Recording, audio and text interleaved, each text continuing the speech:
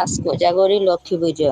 আমাদের বাড়িতে জোড়া ইলিশ আনতে হয় এবং পুঁটি মাছ এনে 5 রকম ভাজা করে, ইলিশ মাছের ঝোল করে আলাদা একটা হাঁড়িতে ভাত করে রেখে দেয়। আমাদের বাড়িতে এই একটা নিয়ম।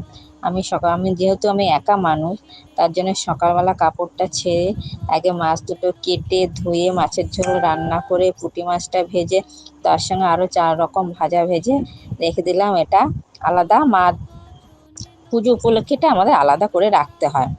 তারপরে বেশ স্নান করে চলে আসলাম নাড়ু বানাতে। নাড়ুটা বানিয়ে রেখে গুড়টা বসিয়ে দিলাম জালে।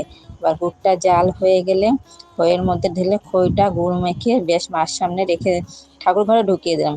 তারপরে মাকে পরিষ্কার টরিষ্কার করে, তারপরে মা লক্ষ্মীকে পরিষ্কার টরিষ্কার করে মাকে স্নান করিয়ে মা ঘাগরা পরিয়ে দিলাম। মার জুয়েলারিগুলো মাকে পরিয়ে দিলাম। তারপরে রেডি সেডি হয়ে নিজেও একটু রেডি হয়ে নিলাম, সেজে গুজে চলে আসলাম ঠাকুর ঘরে। তার কিছুক্ষণ পরেই চলে আসলো ব্রাহ্মণ দাদাভাই। পুজোতে বসলো।